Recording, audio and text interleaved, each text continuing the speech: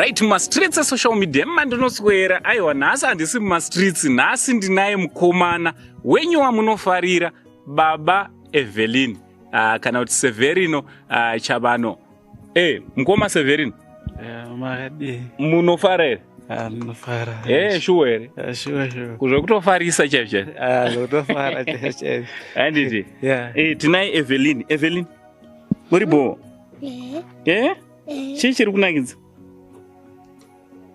alright nhasi tiri kunoku kuDomboshava kuDomboshava ndokwatiri kutaura kuno natamboshanya tina baba Evelyn tikati regai timbotenderera timboona kuti munyika muri sei.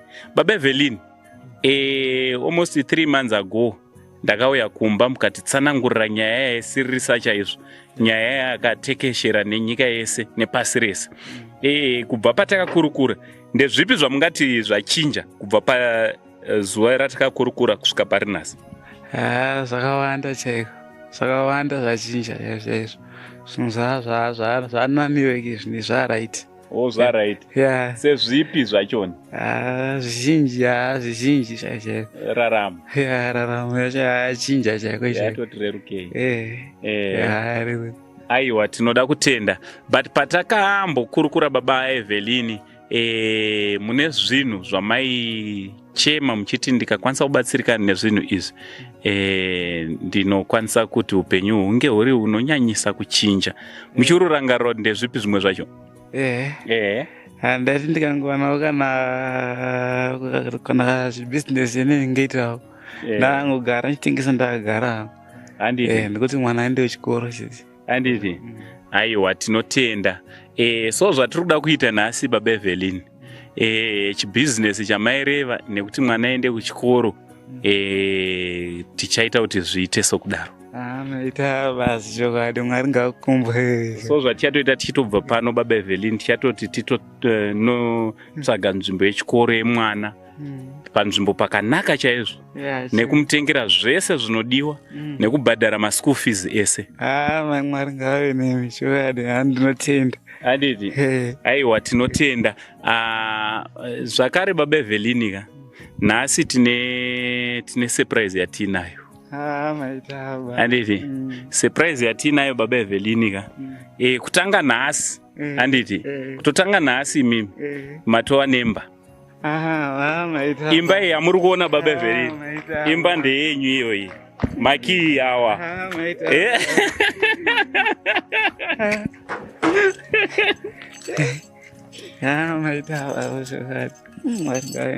Imba iyi ndeyako munin'ina.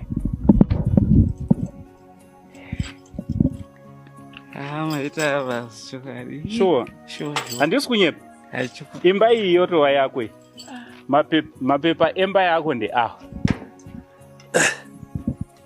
Saka kutotaura kunoku baba Evelyn kubva kuSaint TV nemhuri yese Saint TV vese vanokusapota. Une vanhu vakawanda vanokuda vanokusapota. Vari kuti zoni baba Evelyn hatichada kuti uloje futi. Maita basi chokwadi, Mwari ngave nemi vanhu Mwari. Chokwadi ndinotenda nomwoyo wose. Imba mapepa ayona iyi ari yako iwewe. Maita basi. Makii. So this is the new place yako iwewe nemwana. Handiti? Mwana achienda kuchikoro muchibva pamba pani. Samuri yeZimbabwe ndofunga muri kungozvionera tina baba Evelyn. Baba Evelyn kutaura kuno vane imba yavo. Ndo imba yatakavatsvagira tikati vange vari vanowanawo pekugara vasingachanetsane nevanhu. Fara chaizvo, ndovakufara zvakanyanyisisa, zvakanyanya chaizvo tasingazvifungiri. It's okay. It's okay. Wanga usingazvifungiri. Patachiya kunoka dasingatombozvifungiri kava. Wanga uchiti tiri kuenda ku?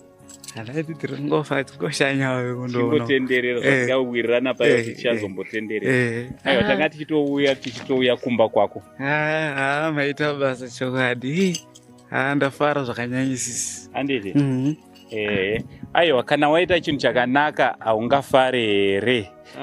Kana vazhinji ndofuziva kuti kunze uku vanga vachisapota baba Evelyn, muri kufara chaizvo.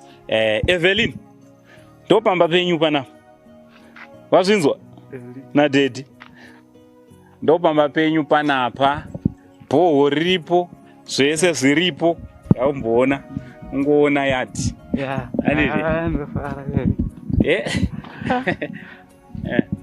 Mvura inenge iripo. Yadhi apo zvikafamba zvakanaka zvikaita mushe tichaisa kashopu kekuti unenge uchitengesa pashopu pako. Tichaisa gate. Ndotenda chaiko. Stoku yachona toisa mushopu machona. Chokwadi. Handiti? Ndafara ndikumbira mungonitorera mavidio pamafoto nefoni yangu. Oda mafoto. Oda. Aiwa, vachakutupa mafoto. Handiti? Handiti? So ndo pamusha pababa Evelyn panyowani panapa kuno KuDomboshava. Rikapotenderera ungoona.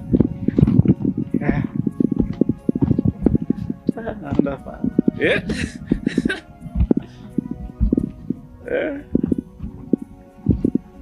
Yadhi yako yese. Yadhi yako yese.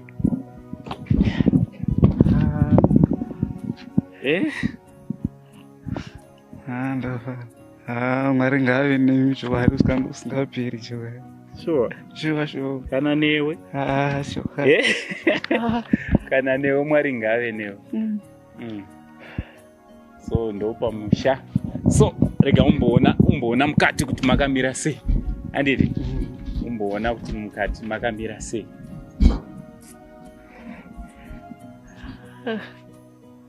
Right.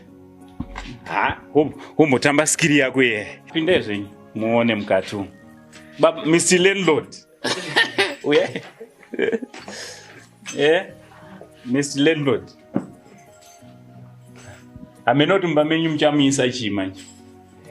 Muri tori empty chemchem. Zvese zviri munomu hazvisi zvedu. Handiti? Tichatozoti hama kune vanoda kuti mumba muve nezvinhu. So apa painoendewe sitting room. Sitting room, dining, neka kitchen kachona. Ako kari apa. Ndo mune muri bedroom. Right, bedroom. Pinda hii sununguka hii. Pinda hii ndemenyu baba Evelyn. Vangu vakatichengetera ndo vane zvinhu zvirimo. Ndo bedroom.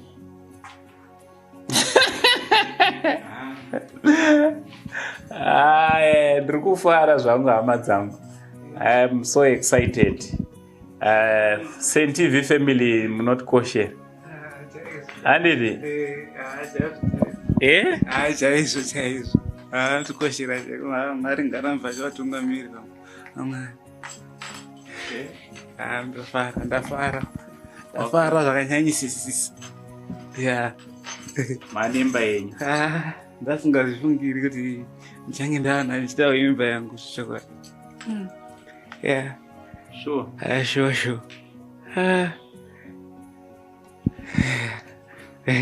Ndafara. Nozvinofadza.